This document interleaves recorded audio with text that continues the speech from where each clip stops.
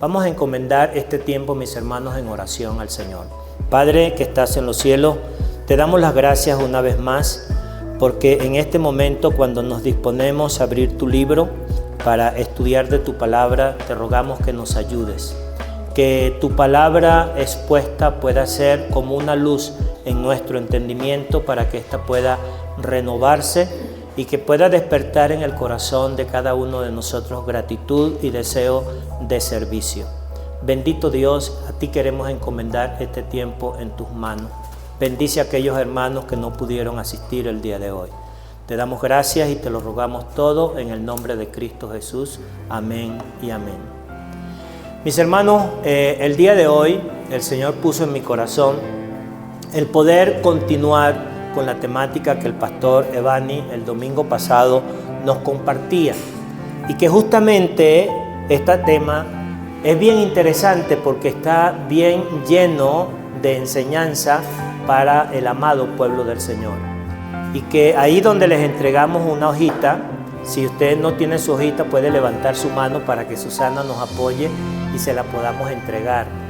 Vamos a abordar un tema que tiene que ver con las 7 fiestas a Jehová, en donde vamos a resaltar principalmente una de esas 7 fiestas, porque ya el pastor Evani el domingo pasado en su segunda parte nos mostraba esa fiesta que celebraba la nación de Israel y había dejado de practicarla, y era la fiesta de los tabernáculos o las enramadas, como se conoce, que justamente les ayudaba a entender, para que nunca se olvidaran de todo su peregrinaje a través del desierto y todo ese tiempo, porque nosotros tenemos memoria corta y no, a veces hasta por el sufrimiento, mis hermanos, aunque usted no lo crea, la memoria como recurso nos hace olvidar cosas para que no nos pueda producir dolor en nuestra mente.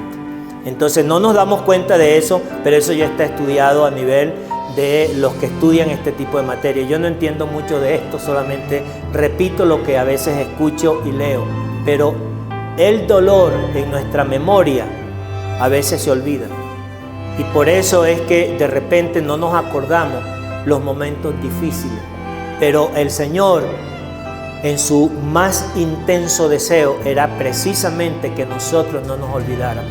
Y esas 7 fiestas tenían un propósito. Y quiero que comencemos entendiendo, y voy a hacer un repaso de estas 7 fiestas para después entrar en una parte interesante de lo que vamos a estudiar el día de hoy. Estas 7 fiestas, mis hermanos, la nación de Israel tenía un tipo de calendario que es diferente al calendario nuestro. La manera como se guiaba la nación de Israel a la hora de ellos medir sus tiempos era un calendario lunar. Nosotros se desarrolló otro tipo de calendario que se conoce como el calendario gregoriano, y es el que nosotros conocemos de 12 meses, 30 días y un mes bisiesto cada 2 años, que es el mes de febrero, que justamente tiene 28 días, pero el resto tiene 30 días o 31 días. Entonces, esas 7 fiestas a Jehová, mis hermanos, comienzan en orden cronológico. Pero si usted se da cuenta, esas 7 fiestas estaban divididas en 3 grandes bloques. Que el primer bloque estaba comenzando desde el mes de marzo hasta el mes de abril. Y durante ese periodo de marzo a abril se llevaban a cabo 3 fiestas a Jehová. Esto tiene sus razones, esto tiene sus enseñanzas, esto tiene sus porqués. Esto es muy interesante. Luego, a mitad de año, si usted notará, entre mayo y junio, se celebraban precisamente una sola fiesta, que era la fiesta de la semana. Y ahí hoy me voy a enfocar sobre esta fiesta. No voy a abarcar todas, solamente estoy haciendo un repaso para que entremos en contexto. Y luego, de septiembre a octubre, habían otras 3 fiestas que precisamente entre ellas se celebraba una fiesta que es muy, muy importante, que es la fiesta de la expiación, que nosotros la recordamos, los de este lado del mundo, de los que no son judíos, como la fiesta de Yom Kippur, porque durante esa fiesta sus enemigos lograron desarrollar una guerra que se llama la Guerra de los 6 días. Yo estaba muy jovencito para esa época, no tenía cana, por si acaso, ¿no? Entonces, en esa época, porque precisamente había una celebración y algo muy, muy interesante. Y obviamente pues que terminaba con la fiesta de los tabernáculos y eso daba un ciclo. Voy a comenzar diciendo lo siguiente: ¿por qué el Señor, que nos conoce a la perfección, le mandó a la nación de Israel en el libro de Levítico la mayoría de estas fiestas? En primer lugar, mis hermanos, para que la nación de Israel no se olvidara. Y yo quiero que esto nosotros lo podamos tener bien claro en nuestras mentes. Nosotros somos de memoria corta. Nosotros nos olvidamos de manera consciente de cosas, pero de manera inconsciente, el subconsciente nos obliga a olvidarla para que no nos produzca dolor. Y por eso el Señor nos enseña de que tenemos que estar atentos a que nuestra memoria, que está allí, no se nos olvide. Por eso celebramos la Cena del Señor. Por eso nosotros nos congregamos, por eso nosotros leemos las Escrituras, por eso nosotros estudiamos la Palabra de Dios. Entonces, ¿qué significa cada una de estas fiestas? Se las voy a ir diciendo muy sencillita. La primera fiesta era la fiesta de la Pascua. ¿Y qué hacía la nación de Israel en esa fiesta de la Pascua? Como ustedes lo ven allí, mis hermanos. Simplemente la nación de Israel tenía que recordar el momento en donde ellos habían sido librados justamente de aquel lugar y de la manera como Dios les ayudaba a ellos a entender todo lo que había pasado dentro de ese proceso. Y eso está justamente en Levíticos capítulo 23 y versículo 5, que dice: en el mes primero, a los 14 del mes, entre las 2 tardes, es la Pascua de Jehová. ¿Cómo significa entre las 2 tardes? Muchas veces nosotros, los que estamos de este otro lado del mundo, cuando vemos a las 6 de la tarde ya el sol se oscureció. Pero ¿qué ocurre en ciertos países, mis hermanos? En ciertos países, en una época del año, hay la hora de las 6 de la tarde, no precisamente ha caído el sol a esa hora, no se ha metido así el sol. Y pueden ser las 8, 9 de la noche y a veces algunos países 10 de la noche y todavía aparece el sol. Pero eso no significa que está entre las 2 tardes. Entre esa tarde que ya es noche, pero sigue siendo tarde, y lo que debería ser el día completo del día de lo que nosotros conocemos. Es para ir entendiendo lo que el Señor nos estaba mostrando acerca de esto. ¿Y qué se celebraba ese día? Simplemente el día de la libertad. El día cuando la nación de Israel había sido liberado de la esclavitud en Egipto. Fijémonos que uno dice liberado, esclavitud, pero a veces no entendemos, como yo lo decía en la mañana de hoy. Mi mente, si nunca ha sido un esclavo, a veces cuesta entender lo que es un esclavo. Un esclavo, mis hermanos, dentro de la conjunción de lo que nosotros entendemos por la palabra y de lo que realmente eso significa, es que ya no te perteneces. Ya alguien es dueño de ti. Pero en ese caso eran unos egipcios que estaban sometidos a su voluntad completamente. Lo que ellos pudieran hacer, si le decían haga esto, lo iba a hacer.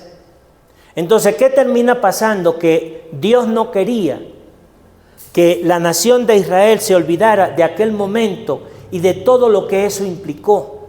El día que ellos salieron allí y que la nación de Egipto con Faraón todavía los persiguió hasta el momento que estaban para cruzar el Mar Rojo. Esto es poderoso. Por eso se celebraba la fiesta hasta el día de hoy, con variaciones.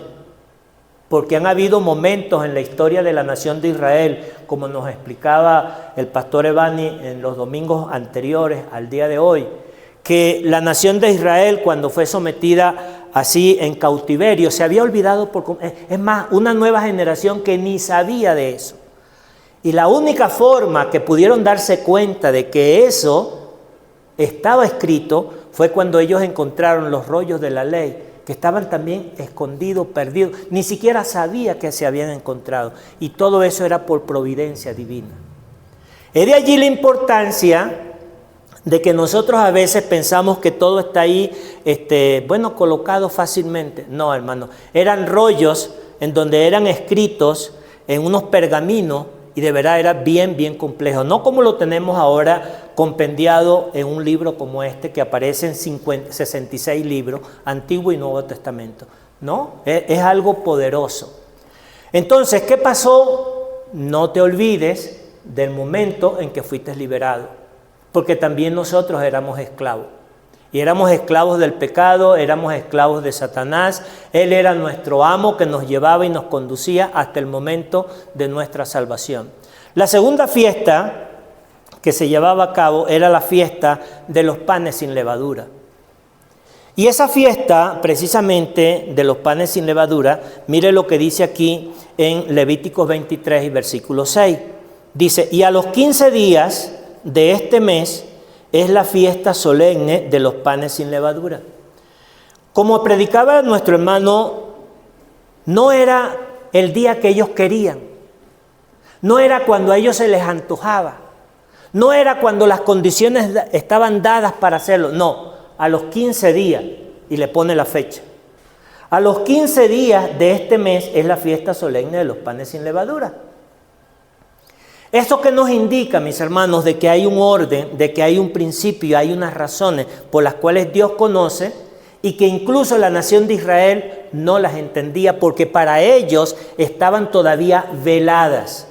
Y que esos misterios fueron revelados a nosotros según la palabra de Dios y ahora nosotros sí las entendemos.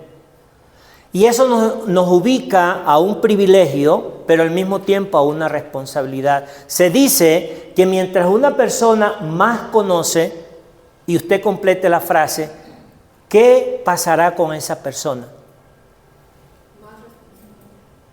Más se le exigirá. Porque esa persona, como tiene más privilegio, esa persona a su vez se le va a demandar más. Porque ¿qué se le va a demandar? Mayores responsabilidades. No, es que yo no sabía, es que yo no entendía, es que yo no comprendía eso. No, tú lo tienes claro.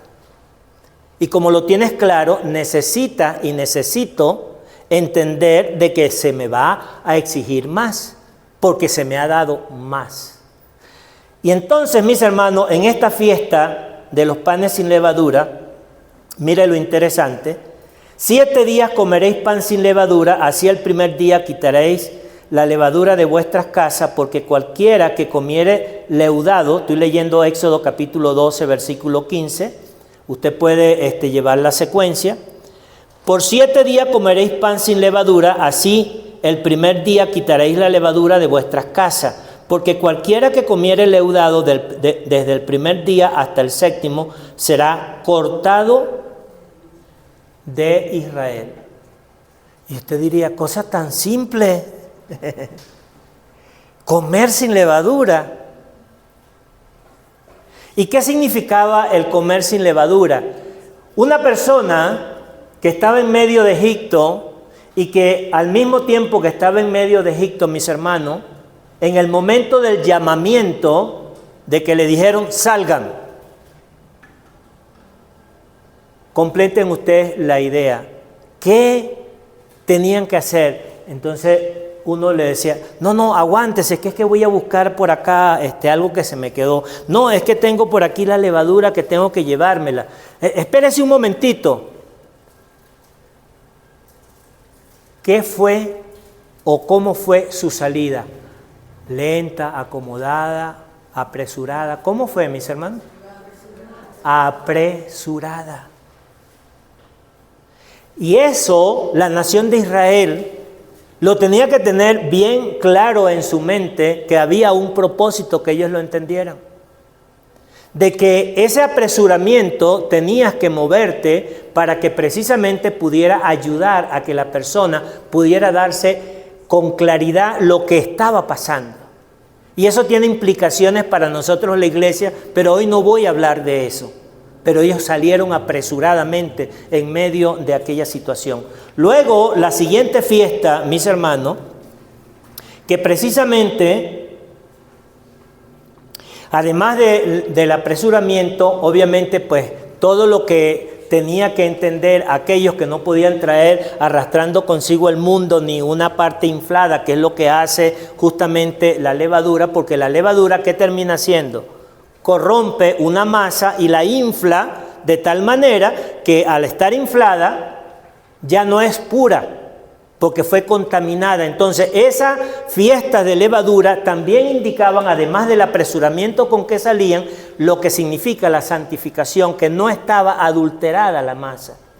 Y eso es lo que nos llama a nosotros, como creyentes, en nuestro peregrinar, esa santificación que tiene que mostrarse en la vida de un creyente. Luego entra en la fiesta de las primicias. Esa fiesta de primicia, que era la tercera que se celebraba entre marzo y abril, dice aquí en Levíticos capítulo 23, versículo 10, dice: habla a los hijos de Israel y dile: cuando hayáis entrado en la tierra que yo os doy y seguéis su mies, traeréis al sacerdote una gavilla por primicia de los primeros frutos de vuestra siega. ¿Qué tiene que ver eso con lo que nosotros hacemos el día de hoy? Se lo voy a poner en los siguientes términos. Un sembrador, porque en el desierto no iban a sembrar. Esa fiesta no se celebró durante los 40 años que atravesaron el desierto. Por eso dice: cuando lleguéis, cuando toméis posesión. Bueno, tomaron posesión, tuvieron sus casas, empezaron a sembrar, y la cosecha, ¿qué era lo que tenían que hacer? Una gavilla, era como un manojo que lo agarraban y era lo primero que se ofrecía para Dios. Es decir, que la tierra y todo lo que estaban haciendo era para Dios lo primero. Y esto tiene que ver con mucho significado lo que nosotros hacemos para darle esa primicia a Dios. Y esto es muy interesante, porque esto tiene que ver con familia, con trabajo, con ingreso, con tiempo, con todo lo que abarca tu vida. Dios quiere tener el primer lugar en tu vida, mis hermanos. Esa es la enseñanza precisamente de estas primicias. Dios quiere el primer lugar. Dios no le gustan los segundos lugares, como tampoco te gustan a ti. Y te lo voy a poner un ejemplo tan básico y a lo mejor hasta tan burdo, pero hasta en el trabajo, en tu casa, cuando tú ves que alguien no te da el primer lugar, sino que se lo da a fulano, a sutano, a perencejo, ¿cómo te sientes? Te sientes triste, afligido, así sea tu esposo, así sea tu esposa, así sean tus hijos. El primer lugar representa la verdadera noción de lo que eso significa, y en nosotros los humanos pudiera decir: wow, qué egoísta, qué egocentrista. Pero la pregunta que yo le haría: ¿estaría Dios pensando de esa misma manera al desear eso que es el primer lugar? No, mis hermanos, porque no se lo está pidiendo a un extraño, no se lo está pidiendo a alguien por el cual Él no le haya dado todo. Sí se va comprendiendo, mis hermanos, la idea. Y esto es muy importante. Cuando yo lo logro procesar, yo digo: yo tengo que estar en el servicio el día de hoy. Mira que me salió esto. Y yo tengo que ponerlo en una balanza. Y cuando yo lo pongo en una balanza y le doy prioridad a ese Dios que me está invocando, eso significa que yo estoy entendiendo lo que representa ser primero y no segundón. Que si yo humanamente me afecta, a Dios no le va a afectar, pero tú y yo perdemos bendiciones, perdemos privilegios, perdemos lo que Él quiere darnos. Fijémonos otro detalle, mis hermanos, que dentro de esta parte justamente tiene que ver con lo que significó la resurrección de Cristo. Cuando el Señor resucitó, y esa resurrección que justamente viene del fruto de la tierra, porque eso es lo que representa, un grano que se siembra, ¿qué le pasa a ese grano? Muere. Y muere para poder resucitar y dar fruto. Y cuando yo ese fruto lo tomo, eso representa resurrección.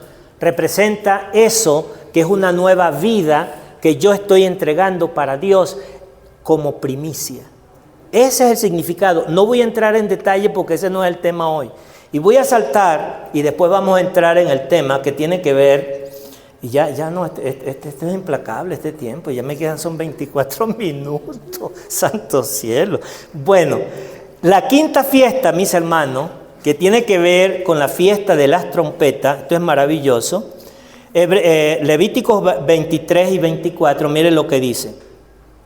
Habla a los hijos de Israel y diles, en el mes séptimo, el primero del mes, tendréis día de reposo. Tendréis día de reposo, una conmemoración al son de trompeta y una santa convocación. ¿Qué representaba todo aquello, mis hermanos? De verdad es algo muy, muy tremendo, porque eso nos ubica en este momento que estamos esperando. Cuando dice la palabra de Dios que con trompeta de Dios, ¿con qué lo relacionan? Con trompeta de Dios en el Nuevo Testamento, ¿con qué lo relacionan? Ayúdenme, ustedes conocen la palabra. Y con voz de mando, le dirá a aquellos que están muertos, ya se están ubicando. ¿Qué tiene que ver con eso, mis hermanos? La venida de Cristo por su iglesia. Es decir, que aquella fiesta que se celebraba tenía que dar un anuncio, porque las trompetas, mis hermanos, mire las trompetas, por eso decíamos en la mañana de hoy, cuando un ejército, cuando una nación usaba trompeta, no era nada más para ellos deleitarse, no, la trompeta tenía un significado. Y la trompeta significaba victoria. Cuando en un ejército los trompetistas tocaban, era porque estaban dándole la entrada, junto con los tambores que resonaban, al victorioso, al que había logrado alcanzar la victoria, al que había logrado vencer a lo que era la muerte. Y cuando el Señor venga por segunda vez a las nubes y nos llame a su presencia, esa será la victoria plena. Ahí será la consumación de esa obra que un día, cuando el Señor Jesucristo llevó a cabo esa justificación a través de la crucifixión en la cruz, y habiendo nosotros confesado con nuestra boca que le aceptamos como nuestro Salvador personal y que hemos estado en peregrinación hasta el día de hoy, sujeto, como dice el apóstol Pablo, arrastrando como si fuese un cadáver, un cuerpo, que es nuestra naturaleza pecaminosa, ese día glorioso, nuestros cuerpos, hermanos, serán transformados en gloria para no morir jamás. Y entonces ahí se producirá la resurrección y la transformación de los que estemos con vida. Y juntos iremos a la presencia del Dios eterno en los cielos, en espera de aquello que se conoce según el libro de Apocalipsis, las bodas del Cordero. Hoy no es el tema sobre eso, pero para que vayamos comprendiendo las secuencias cronológicas de lo que la palabra de Dios nos dice. Y luego, mis hermanos, viene la fiesta número 6, la fiesta de la expiación de Yom Kippur. Esa fiesta que justamente aparece en Levítico 23 y 27. Dice, a los 10 días de este mes séptimo será el día de expiación. Tendréis santa convocación y afligiréis vuestras almas y ofreceréis ofrenda encendida a Jehová. ¿Y qué era lo que se hacía el día de la gran expiación?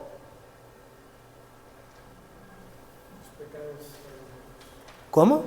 Perdonaba los pecados. Sí, pero la fiesta, ¿qué involucraba ese día?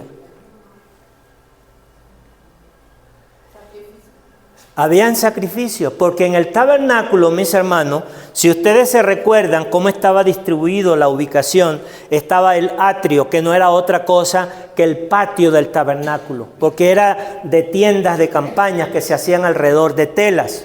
Y entonces cuando el tabernáculo se levantaba, el sacerdote entraba y diariamente en el centro del atrio había un altar y había una fuente. Primero tenían que lavarse las manos en la fuente y luego todos los días se hacía sobre aquel altar un sacrificio, y ese sacrificio se llamaba el holocausto. Y sobre ese sacrificio era que se hacían el resto de los sacrificios. Y entonces, ¿qué terminaba pasando? Que cuando llegaba el día de la gran expiación, dice la palabra de Dios, más adelante cuando ustedes empiezan a estudiar esto, habían así 2 tipos de macho cabrío que se tenían que escoger. Y cuando se escogían esos 2 machos cabrío, uno echaban suerte, y la suerte que caía sobre aquel que se llamaba Azazel era suelto en el desierto. Y este era sacrificado el día de la gran expiación, y ese día, con esa sangre que ya se recibía, era cuando se podía entrar en el lugar santísimo. Y el sacerdote rociaba de aquella sangre en aquel lugar del lugar santísimo. Hoy no es el tema de ese, pero para que ustedes vayan entrando en inquietudes y puedan ir investigando, estudiando en la palabra de Dios. Métase en Levíticos, hermano. Muy poderoso el Pentateuco. Pero el libro de Levítico nos enseña todo sobre lo que es el Nuevo Testamento. Todo sobre Cristo. Y hay 3 palabras que es bueno que nosotros podamos conocer. Las palabras símbolo, las palabras símbolo y tipo. No me recuerdo la otra palabra. Pero cuando se trata de tipo, el tipo representaba a la persona de Cristo. Los símbolos representaban otros aspectos que tenían que ver con toda la revelación que Dios había hecho sobre la nación de Israel para la iglesia, pero que tenían un significado. Cuando yo puedo distinguir un símbolo de un tipo de Cristo, es algo poderosísimo. Por ejemplo, para ilustrarles y ya ustedes puedan estudiar esto más adelante, el maná, ¿era un símbolo o era un tipo de Cristo? Dígalo con fuerza. ¿Era un tipo o un símbolo? Un tipo de Cristo, de su naturaleza. Y entonces, así nosotros empezamos a estudiar todo lo que tiene que ver con esta fiesta. Y por último, ya nuestro hermano Bani nos los explicó todos los detalles sobre lo que es la fiesta de las enramadas, que era la fiesta de los tabernáculos, que era que salían para que ellos pudieran recordarse que ellos habían estado como peregrinos en el desierto y nunca se les olvidara. Pero vamos a entrar en materia de lo que hoy, me quedan 17 minutos, hermano, esto es tremendo. La fiesta de la semana. ¿Por qué la fiesta de la semana? Esta fiesta de la semana es interesante porque es la única a mitad de año que se celebraba. Y se celebraba con el nombre, como se dice aquí, Chabot o Pentecostés. Esta fiesta, ¿en qué consistía? Le voy a leer el versículo para que nosotros lo podamos entender y que nuestro hermano en pantalla nos los pueda poner y le pueda ser de ayuda. Vamos a ponerlo aquí rápidamente. Mire. La fiesta de la semana justamente aparece en Levíticos capítulo 23, versículos 15 al 16. Esta fiesta, mis hermanos, dice aquí, y contaréis desde el día que sigue al día de reposo, desde el día en que ofrecisteis la gavilla de la ofrenda mecida. ¿Se acuerdan en la fiesta anterior qué era lo que representaba esa fiesta? La fiesta de las primicias, ¿sí se recuerdan?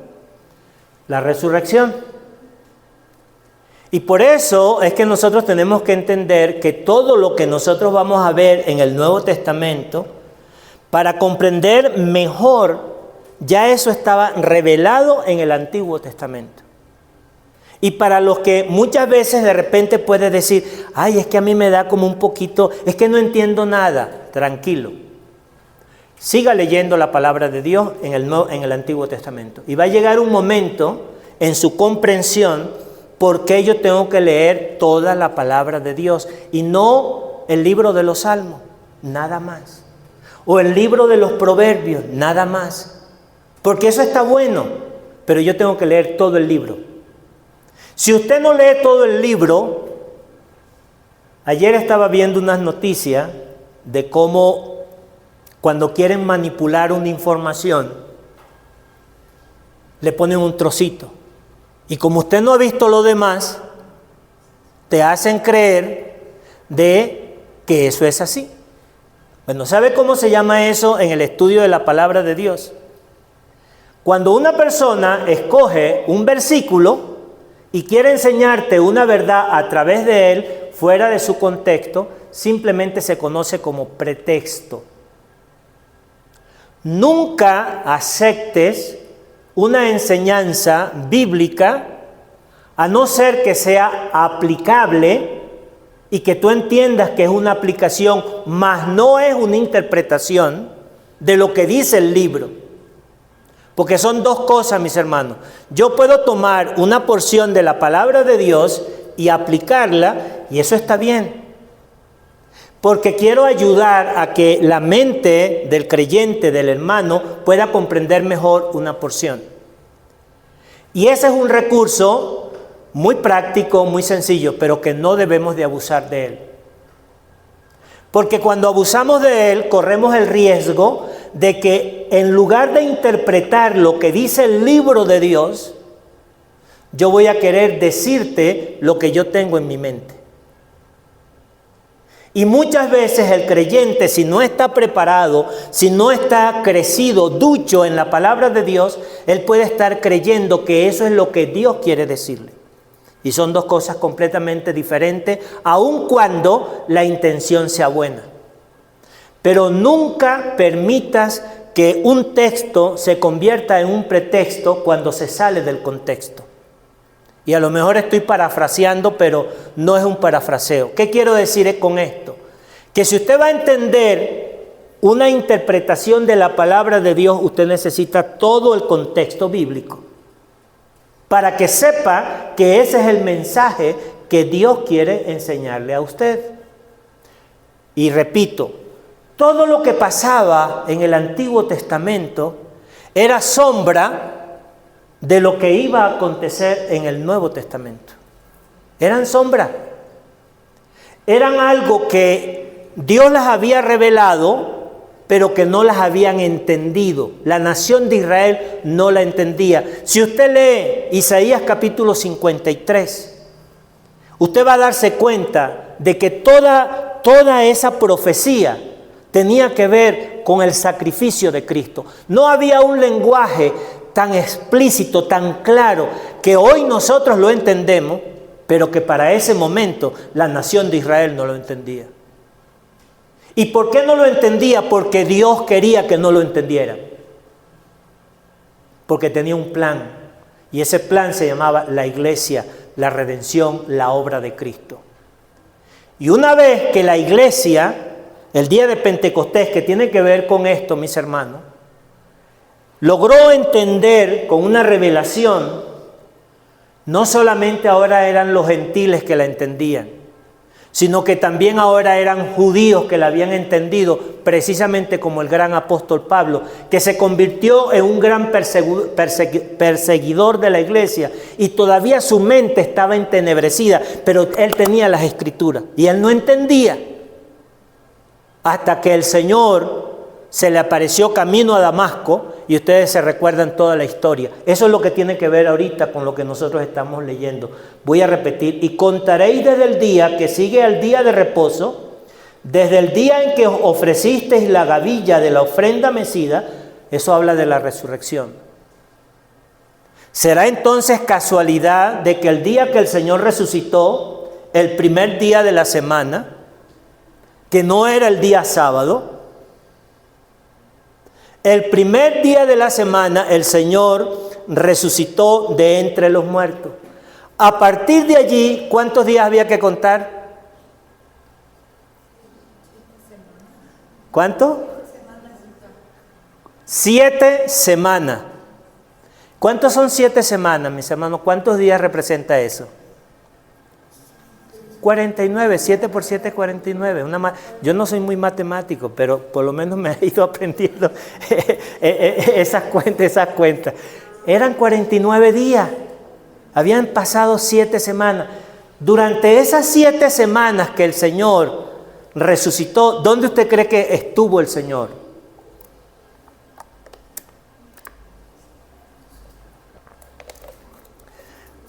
Van a decir, Henry, nos estás metiendo en muchas aguas profundas, pero es interesante, mis hermanos. El Señor se le empezó a aparecer a muchos de sus discípulos que no creían, entre ellos Tomás. Dice otras porciones que el Señor bajó incluso hasta el propio infierno, hasta el Hades. Hay cuestionamientos sobre esas interpretaciones, pero que hubo una formación durante esos 49 días que el Señor hizo muchas cosas. Y el Señor le fue diciendo a los suyos, preparándolo de una manera tal, que Él les dijo, cuando yo ascienda, ese día va a pasar algo maravilloso. Y es lo que nosotros conocemos como el día de Pentecostés. Que lo que quiere decir Pentecostés, lo que quiere decir es 50. Viene de la raíz griega que significa penta, cos, 50.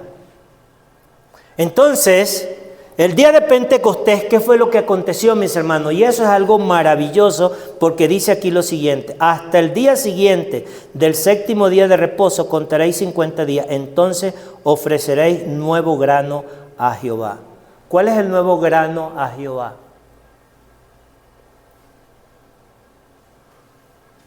Pregunto. El nuevo grano que nosotros íbamos a recibir y que le íbamos a presentar precisamente a Dios era a través del Espíritu Santo, pero era su iglesia. Ese grano que iba a conformar, que iba a formarse para ayudar a las nuevas generaciones que iban a conocer de Cristo. Y entonces, miren lo interesante de esto. Ese día no solamente se celebraba el día de la resurrección de esa nueva gavilla, de ese nuevo grano. Había algo más interesante. ¿Qué otra cosa celebraban allí?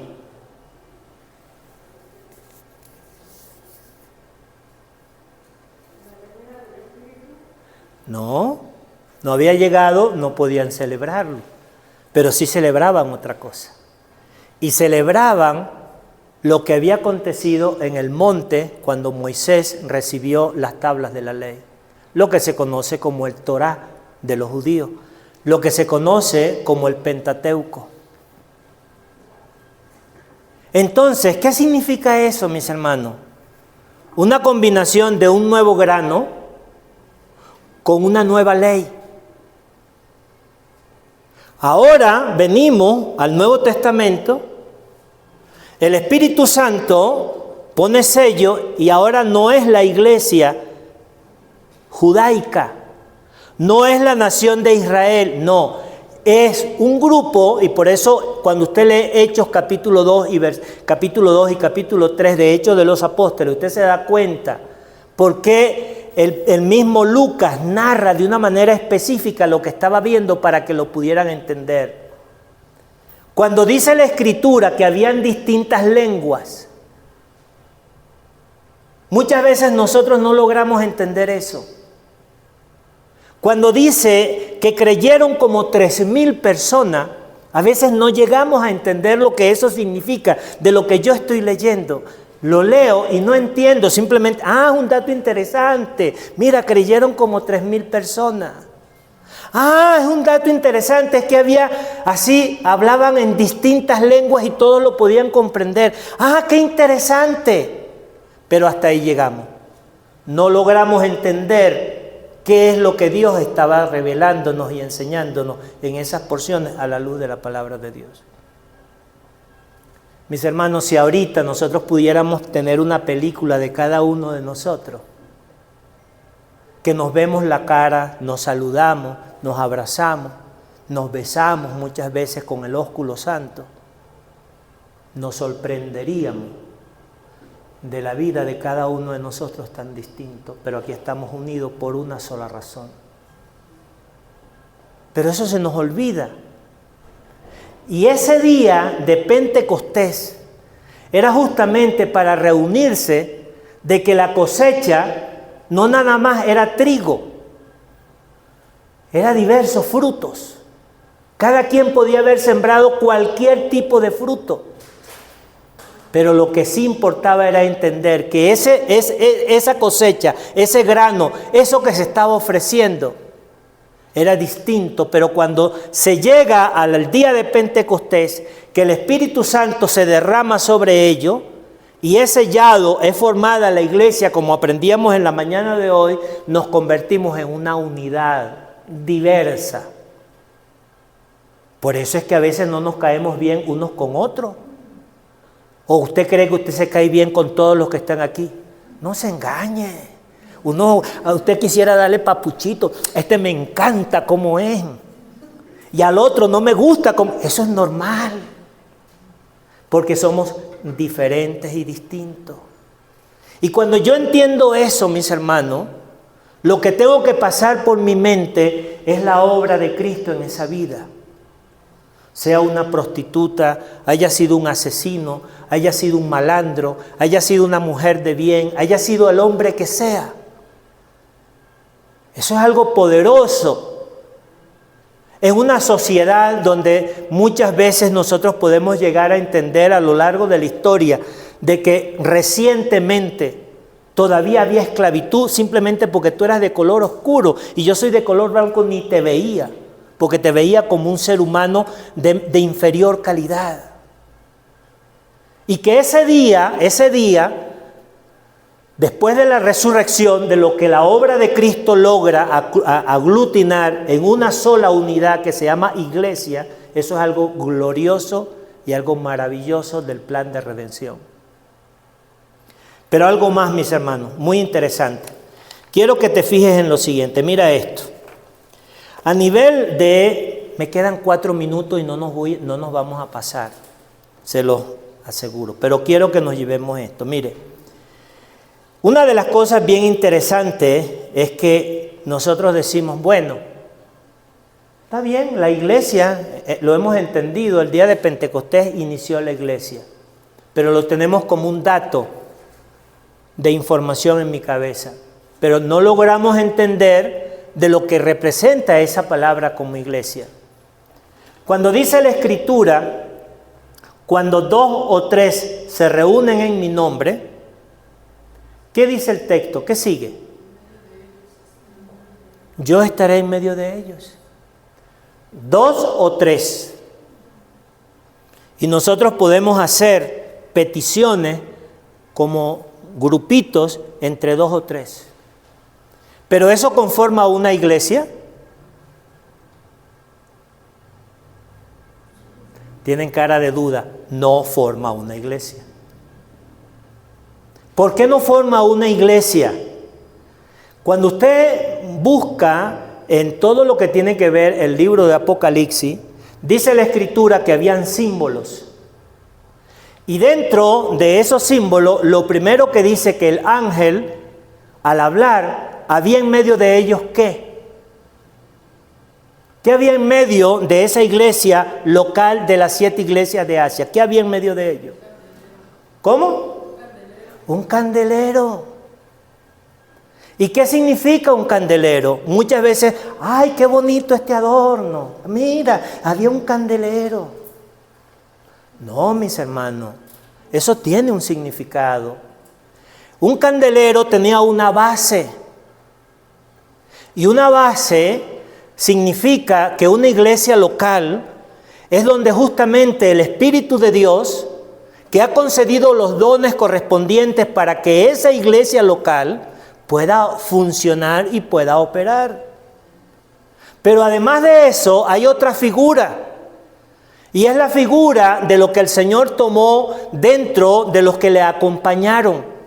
¿Cuántos tomó el Señor que le acompañaban como discípulos o apóstoles? ¿Cuántas? Dígamelo usted.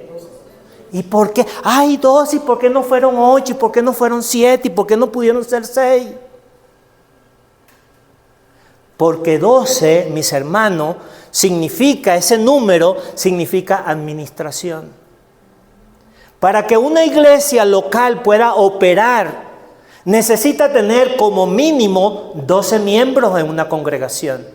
Y que dentro de esos 12 miembros pueda haber uno que pastoree, Uno que enseñe, uno que consuele, uno que provea, uno que haga, uno que alabanza, uno que tenga el don, porque eso es una iglesia local. Y cuando yo soy miembro de una iglesia local, aquí viene la otra parte interesante que se nos olvida. Esa iglesia local, además de congregarnos para alabar, adorar, glorificar el nombre de Dios, tiene una función principal. Y aquí estaba reflejada en esta fiesta de las 7 semanas. ¿Y cuál era? ¿Qué hicieron aquellos el día de Pentecostés? ¿Qué fue lo primero que Pedro hizo? Pedro se levantó y le anunció el evangelio como a una multitud, y dice la Escritura que el Espíritu Santo convenció de pecado a más de 3,000, y fueron tocados y confesaron el nombre, y ahí se derramó el Espíritu Santo. Y ahí nace la iglesia. Mis hermanos, una iglesia local requiere de los miembros, requiere de un basamento sólido,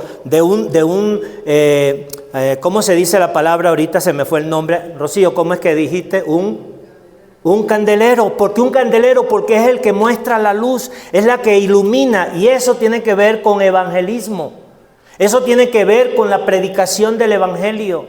Eso tiene que ver que la iglesia local tiene una responsabilidad. Y esa responsabilidad se llama expandir el reino de los cielos en esta tierra, cumpliendo lo que Mateo capítulo 28 enseña.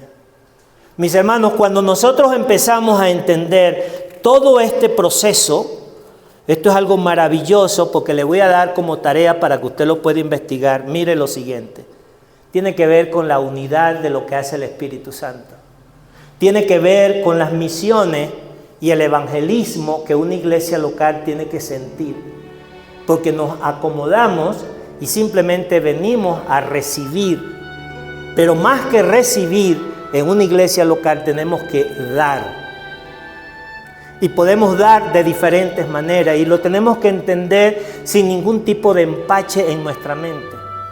Si yo no puedo ir a predicar porque a lo mejor tengo un quebranto, yo busco las maneras, los recursos para que otros lo puedan hacer. Cuando nosotros estamos repartiendo cajitas que nos las enseñó nuestro hermano Evani, que lo pudimos compartir con otros, ¿de dónde usted cree que sale eso? Esos son recursos, no que se los regalan a las personas. Esos salen de las ofrendas, esos salen de los diezmos, que a nivel mundial surgen para poder evangelizar a un niño, a una familia, a una nación. Y cuando nosotros entendemos eso, mis hermanos, mire, una de las cosas maravillosas que nosotros a veces no nos gusta comprender ni aceptar: los países más fuertes en el mundo entero, no importa de la ideología que sea, ¿sabe? Una de las cosas que han hecho a lo largo de la historia de la humanidad es expandir el mensaje del evangelio, incluyendo desde la Rusia de los zares, hasta Inglaterra, hasta la India, hasta Corea del Norte. Hoy día, en donde hay iglesias más grandes, son en iglesias que no han sido nacidas en un mundo de la cristiandad, que han tenido otro tipo de dioses y otro tipo de creencias, como Corea. Es impresionante, pero todo eso nace de lo que es entender por qué una iglesia local tiene que evangelizar. ¿Por qué los creyentes, cada miembro de una iglesia local, tiene que entender que esa es su finalidad, expandir el mensaje del evangelio? Pero como decíamos al principio en la mañana, ¿qué nos ha pasado, mis hermanos? Algo muy triste, pero que es obra del enemigo, nos ha enfriado. Por la época que nos tocó vivir, usted no escogió nacer en esta época. Yo no escogí nacer en esta época, pero sí podemos cambiar nuestro contexto y nuestra realidad. Cuando entendemos lo que yo estoy llamado como responsable, como alguien que ha recibido tanto de parte de Dios, es poder anunciar el evangelio de Cristo.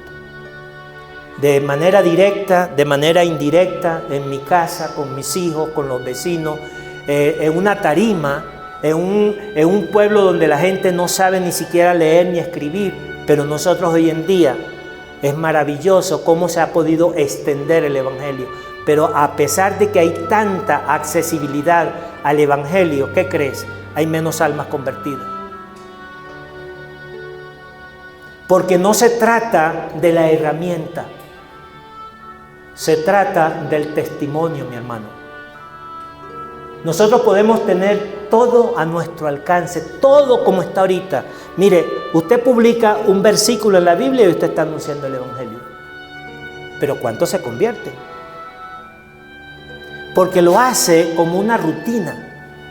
Lo hace como algo que simplemente como una herramienta, pero no teniendo ese sentimiento en el corazón de la comprensión que yo tengo de poder anunciar la verdad de Dios. Por el contrario, muchos nos escondemos. ¿Sí se entiende eso, mis hermanos? ¿Cuántos de los que estamos aquí, y con esto quiero terminar, se nos está calentando el corazón? Levanta la mano sin miedo. Estamos llamados a una responsabilidad, mi hermano. Y como decía en la mañana de hoy, no te cuestiones porque estamos viviendo la etapa de la Odisea. Una etapa que no es frío ni caliente. Y nosotros que estamos procurando estudiar la palabra de Dios según la doctrina bíblica, no de capricho, en donde estamos invirtiendo tiempo para meternos y encontrar las bases. ¿Por qué hago lo que hago? No de manera emotiva, en donde la emoción puede desaparecer, no, sino por convicción y por gratitud. Y que tú estás llamado a servirle al Señor, no solamente son los pastores. No, tú estás llamado a servirle al Señor, para que ese reino se pueda expandir, que Él pueda bendecir su palabra, mis hermanos.